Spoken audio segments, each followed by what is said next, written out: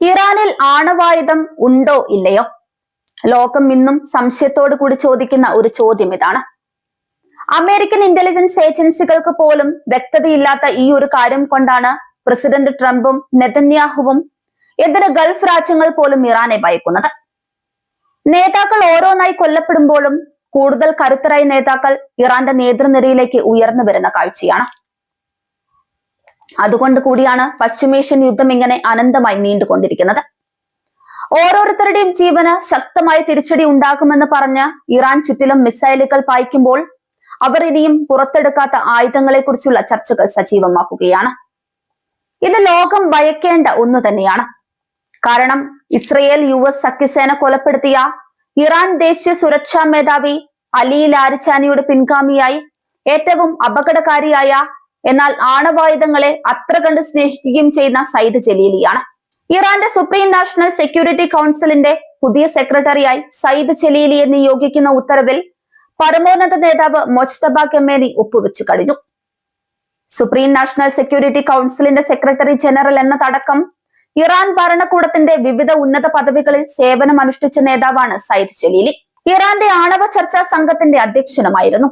ആണവ പദ്ധതിയുടെ മുഖ്യ നയ കൈകാര്യ തന്ത്രജ്ഞൻ എന്ന നിലയിൽ വിട്ടുവീഴ്ചയില്ലാത്ത നിലപാടുകളുടെ പേരിൽ അദ്ദേഹത്തിന്റെ കാലയളവ് പ്രത്യേകം ശ്രദ്ധിക്കപ്പെട്ടിട്ടുണ്ട്.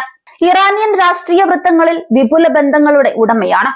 അടുത്തിടെ നടന്ന പ്രസിഡന്റ് തെരഞ്ഞെടുപ്പിന്റെ 2ാം റൗണ്ടിൽ മസൂദ് പെസഷ്കിയാന്റെ എതിരാളിയായിരുന്നു ജലീലി.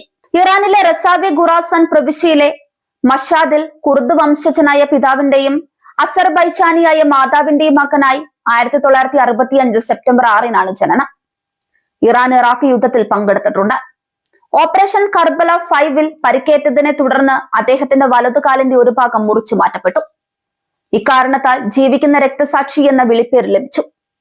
പൊളിറ്റിക്കൽ സയൻസിൽ PhD നേടിയ അദ്ദേഹം ഇമാം സാദിഖ് യൂണിവേഴ്സിറ്റിയിൽ പ്രൊഫറ്റ്സ് ഡിപ്ലോമസി എന്ന വിഷയം പഠിപ്പിച്ചു. പടിഞ്ഞാറൻ രാജ്യങ്ങളോടുള്ള കടുത്ത നിലപാടുകൾക്കും ഏറ്റുമുട്ടൽ വാചോടപങ്ങൾക്കും പേര് കേട്ടയാളാണ് ജലീലി. അതേസമയം റഷ്യയുമായും ചൈനയുമായും ശക്തമായ ബന്ധങ്ങൾക്കായി വാദിക്കുന്നയാളുമാണ്. മൗലികവാദപരമായ പൈതാരി ഫ്രണ്ടിന്റെ പിന്തുണയോടെ ഇറാന്റെ സാമ്പത്തിക പ്രശ്നങ്ങൾക്ക് കാരണം അന്താരാഷ്ട്ര ഉപരോധങ്ങളാണെന്നും സാമൂഹിക ഉദാരവൽക്കരണത്തെ നിരാകരിക്കുന്നുവെന്നും അദ്ദേഹം വാദിക്കുന്നു.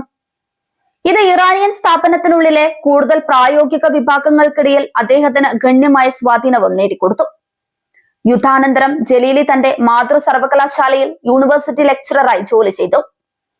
1989 ജലീലി തന്റെ അധ്യാപന തസ്തികയ്ക്ക് പുറമെ വിദേശകാര്യ മന്ത്രാലയത്തിലും ജോലി ചെയ്യാൻ തുടങ്ങി.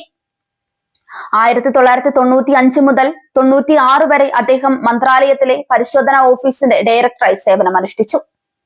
2001 പരമോന്നത നേതാവ് ആയത്തുള്ള അലി ഖമേനിയുടെ ഓഫീസിൽ നയ ആസൂത്രണത്തിന്റെ സീനിയർ ഡയറക്ടറായി അദ്ദേഹത്തെ നിയമിച്ചു. 2002 ജലീലിയെ സുപ്രീം നാഷണൽ സെക്യൂരിറ്റി കൗൺസിലിലും അംഗമാക്കി. 2005 ഓഗസ്റ്റിൽ മഹ്മൂദ് അഹമ്മദിനെജാദ് പ്രസിഡന്റായി തെരഞ്ഞെടുക്കപ്പെട്ടതിനെ തുടർന്ന് ജലീലിയെ യൂറോപ്യൻ അമേരിക്കൻ കാര്യങ്ങളുടെ ഡെപ്യൂട്ടി വിദേശകാര്യ മന്ത്രിയായി നിയമിച്ചു. 2007 ഒക്ടോബർ വരെ അദ്ദേഹം ആ പദവിയിൽ തുടർന്നു. അതേ കാലയളവിൽ അദ്ദേഹം അഹമ്മദിനെജാദിനെ ഉപദേഷ്ടാവായും സേവനമനുഷ്ഠിച്ചിട്ടുണ്ട്. 2007 ഒക്ടോബർ 20-ന് അലി ലാരിച്ചാനിക്ക് പകരക്കാരനായി ഇറാന്റെ ആണവ പദ്ധതിയെക്കുറിച്ചുള്ള അന്താരാഷ്ട്ര ചർച്ചകൾക്ക് നിയമിതനായി.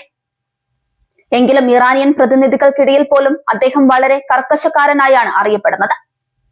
2013 സെപ്റ്റംബർ 10-ന് ജലീലിയുടെ കൗൺസിൽ സെക്രട്ടറി കാലാവധി അവസാനിപ്പിച്ചപ്പോൾ മാത്രമാണ് ഒരു ആണവ കരാർ ഒപ്പിട്ടത്.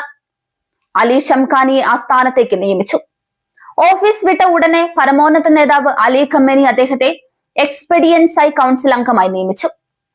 നിലവിൽ ഇറാനിയൻ രാഷ്ട്രീയ രംഗത്തെ നവ പ്രിൻസിപ്പലിസ്റ്റ് ഗ്രൂപ്പിലെ ഒരു പ്രമുഖ വ്യക്തിയും മൊജ്തബ ഖമേനിയുടെ സംരക്ഷകനുമാണ് ജലീലി. ഒരു ഇറാനിയൻ വിശകലന വിദഗ്ധൻ അദ്ദേഹത്തെ വിദേശ ബന്ധങ്ങളെയോ സമ്പദ് വ്യവസ്ഥയെയോ മറ്റെന്തെങ്കിലുമോ കാര്യമാക്കാത്ത ഖമേനിയുടെ തികഞ്ഞ അനുയായി എന്നാണ് വിശേഷിപ്പിച്ചത്. അലി ഖമേനി പരിപാലിക്കുന്ന പടിഞ്ഞാറുമായി ബഹുമുഖ യുദ്ധത്തിൽ ഏർപ്പെട്ടിരിക്കുന്ന ഇറാന്റെ ലോകവീക്ഷണത്തെ നയിക്കാൻ പ്രാപ്തനെന്നാണ് ന്യൂയോർക്ക് ടൈംസ് വിശേഷിപ്പിച്ചിരിക്കുന്നത്. യൂറോപ്യൻ യൂണിയൻ അദ്ദേഹത്തെ ഇറാനിയൻ വിപ്ലവത്തിന്റെ യഥാർത്ഥ ഉൽപ്പന്നം എന്നാണ് പറയുന്നത്. വലിയ ഇളവുകൾ നൽകുന്ന തരത്തിലുള്ള ആളല്ല അദ്ദേഹം. അനഡോലു ഏജൻസിയുടെ റിപ്പോർട്ട് പ്രകാരം ഇറാന്റെ രാഷ്ട്രീയ വ്യവസ്ഥയുടെ കേന്ദ്ര തത്വമായ വെലായത്ത് ഈ ഫലിഹിലെ ശക്തമായ വിശ്വാസിയായി ജലീലി സ്വയം വിശേഷിപ്പിക്കുന്നുണ്ട്. അതിനർത്ഥം ഒരു മുതിർന്ന ഇസ്ലാമിക നിയമജ്ഞന് രാഷ്ട്രീയവും മതപരവുമായ കാര്യങ്ങളിൽ പരമോന്നത അധികാരം ഉണ്ടായിരിക്കണമെന്നാണ്. മാത്രമല്ല ഇവിടെ എടുത്തു പറയേണ്ടത് നിർബന്ധിത ഹിജാബിന്റെ ശക്തമായ വക്താവ് കൂടിയാണ് അദ്ദേഹം. ലോകം ഭയക്കുന്ന മറ്റൊരു സംഗതി ആണവോർജം വികസിപ്പിക്കാനുള്ള ഇറാന്റെ പദ്ധതികളെ ശക്തമായി ന്യായീകരിക്കുകയും ഉപദേശങ്ങൾ നൽകുകയും ചെയ്യുന്നത് ജലീലി എന്നതാണ്.